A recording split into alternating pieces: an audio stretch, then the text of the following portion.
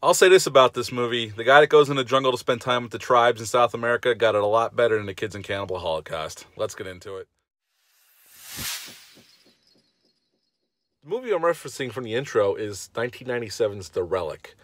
This movie came out in January 1997. It had a budget of $40 million and it only made $33, so it did lose some money for the studio. This was a Paramount Pictures production.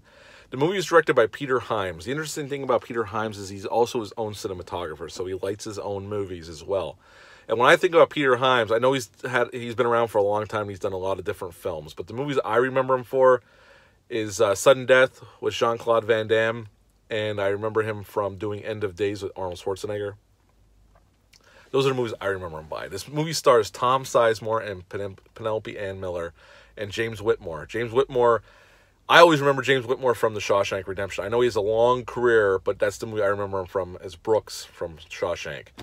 Tom Sizemore, this is like his first really big starring role where he was the main lead. And he's good in it. He's good as the Detective Augusta. He really is. And the movie starts off as, this is why I said what I said in the beginning, at the intro. This professor from this museum in Chicago is in South America with the tribes, and he found this Cathoga artifact, and they're putting back together for this new exhibit the museum's going to have. And he's hanging out with the tribe at night. They're sitting around this fire, and the tribe makes this drink for him. They put these leaves in this drink, and they give it to him.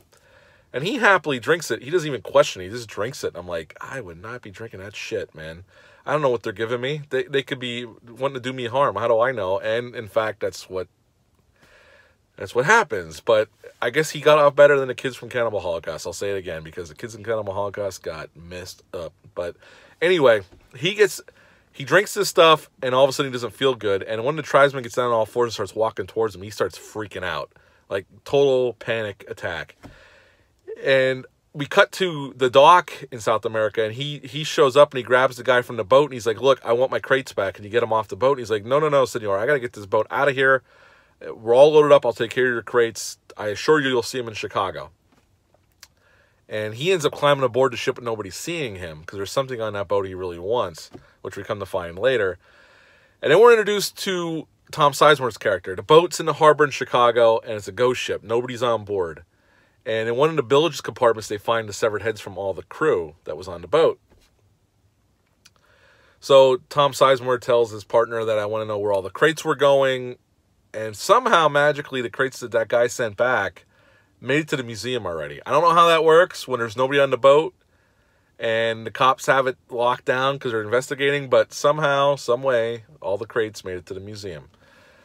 And that's where we're introduced to Penelope Ann Miller's character. She's a researcher at this museum. And we show her showing up, and she's like a molecular biologist, I think. That's what she is. And we kind of see her along her day and what she does, and they set her character up. And during this time, the security guard gets killed by something. And his head gets ripped off. That's where the cops show up at the museum, and Tom Sizemore goes in, and the guy's head's laying on the floor, and his brain is on the other side of the bathroom.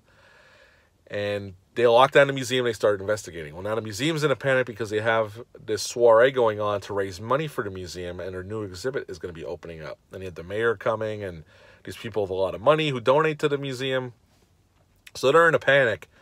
And the cops are searching the sub-basements to this place.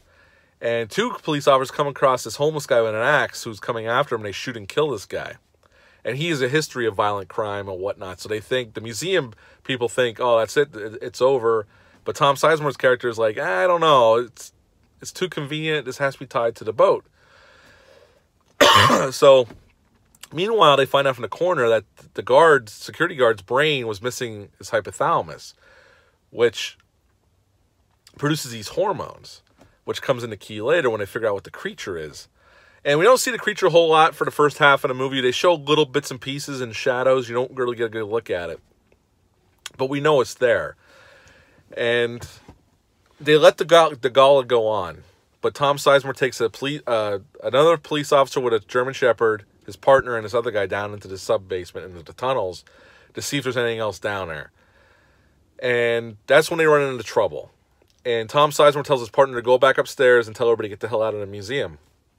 Unfortunately, by the time he gets up there, mayhem has already started because they go into this new exhibit, everybody's there, and his body falls from the ceiling, missing its head, which is the cop that got killed. One of the cops go down the basement, the sub-basements, gets killed, and everybody panics. And some people get out of the building before the security system goes haywire and closes all the security doors, and people get trapped in there.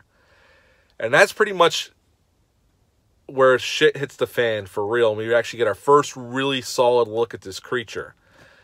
And some of the people get taken by the partner back into the tunnels because Tom Sizemore tells his partner to take him back into the tunnels. It'll lead you across the street from the museum, and you'll be safe.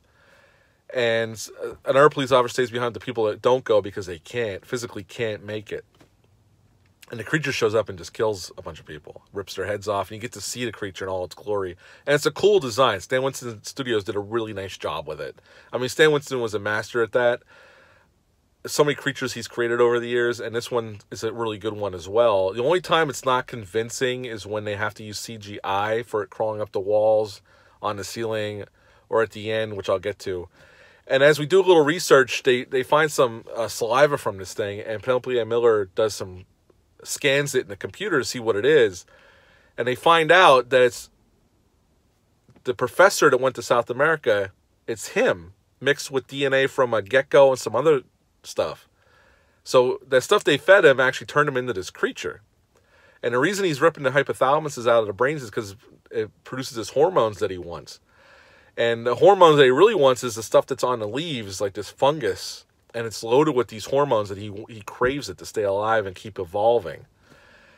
So they explain where the creature came from. This is way towards the end of the movie. And then we have our final confrontation between the creature and Tom Sizemore and Penelope Ann Miller. And Penelope Ann Miller is the one that ends up killing the creature, blows it up in the other lab, and she survives. And I will say that last shot of the creature on fire doesn't look that great now. I mean, we're talking about a movie that was made in 97, so the CGI does not hold up very well.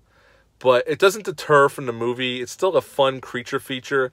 One of my main complaints about the movie is that the movie's a little too dark. It's not the dumpster fire that AVP Requiem was, where it was so freaking dark you couldn't see any of the action. I mean, those people should have been ashamed of themselves lighting the movie that way. I don't know how that happened, but that movie was a dumpster fire of proportion. It's not quite that bad, but it is close. There are parts of the movie where I could not see shit. And I was watching, I have the Blu-ray, I've watched it a few times on Blu-ray. And I remember back in 97, it was the same way. I mean, Peter Hyams likes to shoot things in a lot of shadows, which is fine. But just bring up the light just a little bit so we can see what the hell's going on. But other than that, it's a fun movie. Tom Sizemore is really good as the detective. Penelope Ann Miller is good. All the actors do good work. James Whitmore is really good. I would give this film 7.5 out of 10. It's a fun R-rated creature feature. And if you like those kind of movies, you'll have a good time with this film. Yeah, there's some gaps in logic, but overall, if you sit down, turn off the brain, and just have a good time, you're going to have a good time with this film.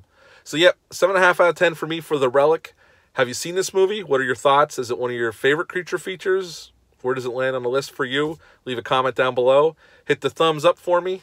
I'd appreciate it. Hit the subscribe button. Join me here. I try to put out a bunch of reviews a week. I've been doing probably 4 or 5. I'm going to cut it down to 2 or 3. I can't keep up this pace. I just can't. But, yeah, thanks for checking me out, and I will be back soon. Have a great day. Bye.